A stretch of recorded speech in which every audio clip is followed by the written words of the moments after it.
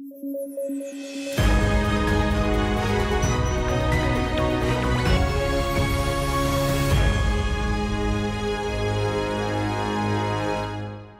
News at 9 programme में आपका स्वागत है। मैं हूं अमृत उपाध्याय। आइए जल्दी से देखें आज की हेडलाइंस।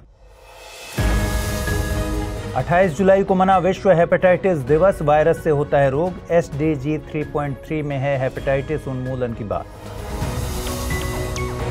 सूफिज्म अ ब्रिज बिटवीन कम्युनिटीज आयोजित। इस्लाम का रहस्यवाद की ओर झुका रूप है सूफीवाद। इस्लाम में कहते हैं सूफीवाद को तसव्वुफ। और Wadia institute of Himalayan geology ने किया है शोध। लद्दाख में 3 नई झीलों का होना है निर्माण। सैटेलाइट डेटा से किया गया है अध्ययन। आइए खबरों की शुरुआत करें। 28 जुलाई को हर साल विश्व हेपेटाइटिस दिवस मनाया जाता है। साल 2023 की थीम 1 लाइफ 1 लिवर रखी गई है। हेपेटाइटिस का मतलब है लिवर का इन्फ्लेमेशन। लिवर शरीर का अहम अंग है जो कि पोषक तत्वों को संसाधित करता है, ब्लड को फिल्टर करता है और संक्रमण से लड़ता है। ज्यादा मात्रा में अल्कोहल, टॉक्सिन्स, कुछ दवाओं और कुछ मेडिकल कंडीशंस के चलते हेपेटाइटिस हो सकता है। आमतौर पर यह वायरस से होने वाला इन्फेक्शन है। ये वायरस 5 तरह के होते हैं, A, B, C, D और E। इसमें हेपेटाइटिस A और B दोनों के लिए वैक्सीन मौजूद है, लेकिन C के लिए नहीं है। हेपेटाइटिस D के लिए भी वैक्सीन मौजूद नहीं है, लेकिन ये उन्हीं लोगों को होता है जो हेपेटाइटिस B से जूझ रहे होते हैं। हेपेटाइटिस D को डेल्टा हेपेटाइटिस भी कहा जाता है। आपको बता दें कि भारत सरकार ने 28 जुलाई 2018 को national viral hepatitis control programme launch किया था। यह वायरल हेपेटाइटिस के प्रिवेंशन और कंट्रोल के मकसद से लाया गया था।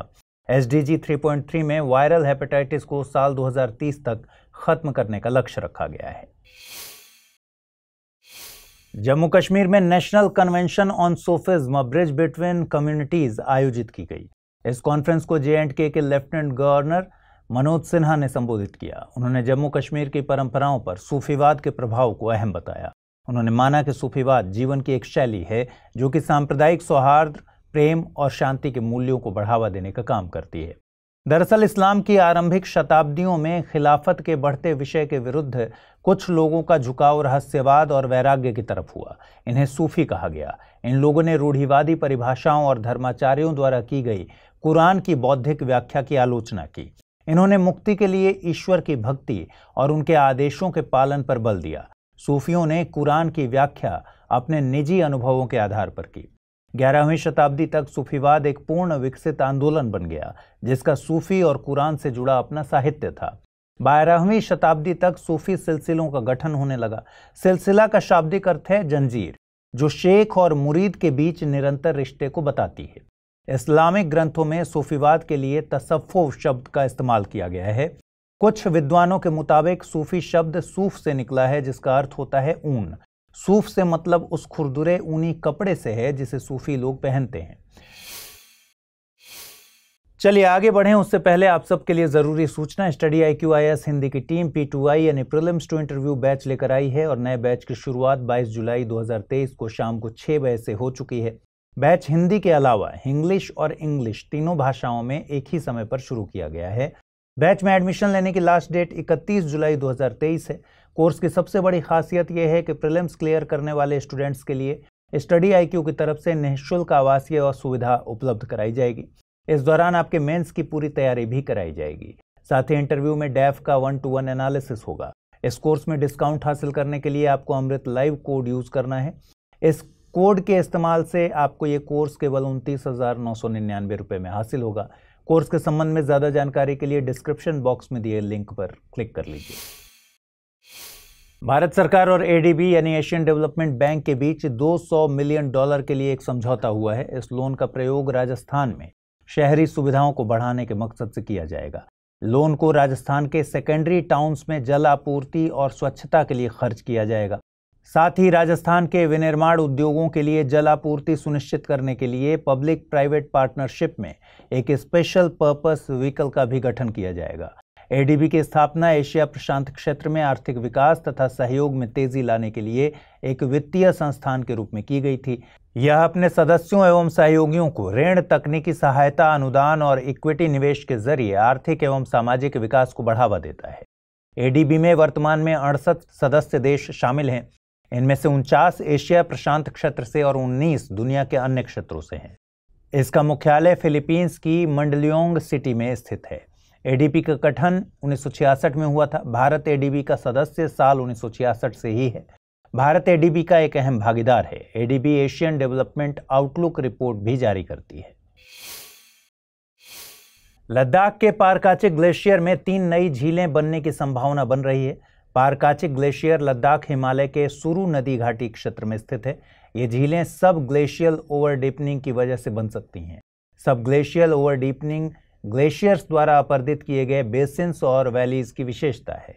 दरअसल Wadia institute of Himalayan geology ने हाल ही में एक शोध किया था जिसमें दावा किया गया है कि पारकाचिक ग्लेशियर में कुछ मॉर्फोलॉजिकल और डायनेमिक चेंजेस देखे गए हैं। ये शोध एनल्स ऑफ ग्लेशियोलॉजी जर्नल में छपा हुआ है। Wadia institute of Himalayan geology Bharat के विज्ञान एवं प्रौद्योगिकी विभाग के तहत एक स्वायत्त संस्थान है। इस अध्ययन के लिए वैज्ञानिकों ने सैटेलाइट डेटा का प्रयोग किया था। शोध में बताया गया है कि 1971 से 2021 के बीच लगातार ग्लेशियर रिट्रीट हुआ है। ग्लेशियर रिट्रीट से मतलब है ग्लेशियर का पीछे हटना। सैटेलाइट इमेज से लग रहा है कि लगातार हो रही ग्लेशियर रिट्रीट के चलते यहां भविष्य में 3 झीलों का निर्माण हो सकता है। इस तरह बनी झील को प्रोग्लेशियल लेक कहा जाता है। आइए अब जल्दी से देखते हैं आज के रैपिड न्यूज में क्या है खास। प्रधानमंत्री नरेंद्र मोदी ने घोषणा की है कि नई दिल्ली में दुनिया का सबसे बड़ा म्यूजियम स्थापित किया जाएगा। म्यूजियम को युग युगीन भारत नाम दिया जाएगा। यह म्यूजियम भारत के 5000 सालों का इतिहास बताएगा।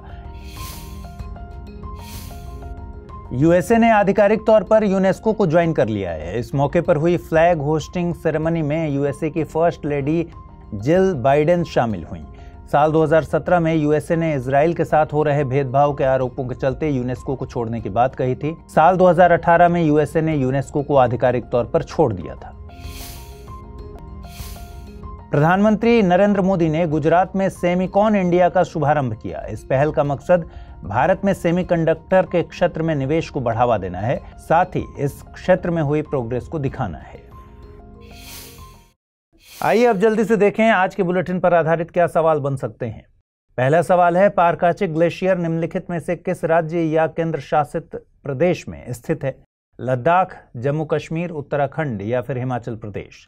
अगला सवाल है, निम्नलिखित कथनों पर विचार कीजिए। हेपेटाइटिस लीवर की सूजन से संबंधित है। यह वायरस से होने वाला रोग है। हेपेटाइटिस ए और बी दोनों के लिए वैक्सीन मौजूद है, लेकिन सी के लिए नहीं है। उपर्युक्त में से कितने कथन सही हैं? केवल 1, केवल 2, सभी 3 या फिर इनमें से कोई नहीं? आइए अब देखें पिछले बुलेटिन पर आधारित क्या प्रश्न पूछे गए थे और उनके सही जवाब क्या हैं। पहला सवाल पूछा गया था, हाल ही में मैंग्रोव सेल का गठन किस राज्य के द्वारा किया गया है? गुजरात, पश्चिम बंगाल, आंध्र प्रदेश, ओडिशा? सही जवाब है विकल्प बी यानी पश्चिम बंगाल। अगला सवाल पूछा था मैंने, निम्नलिखित कथनों पर विचार कीजिए। किसान समृद्धि केंद्र एग्रीकल्चरल इनपुट्स और सूचनाएं मुहैया कराने के लिए जिम्मेदार है। यूरिया गोल्ड सल्फर से समृद्ध है। उपर्युक्त में से कितने कथन सही हैं? केवल 1, केवल 2, 1 और 2 दोनों, न तो 1 न ही 2। सही जवाब है विकल्प सी यानी दोनों कथन सही हैं।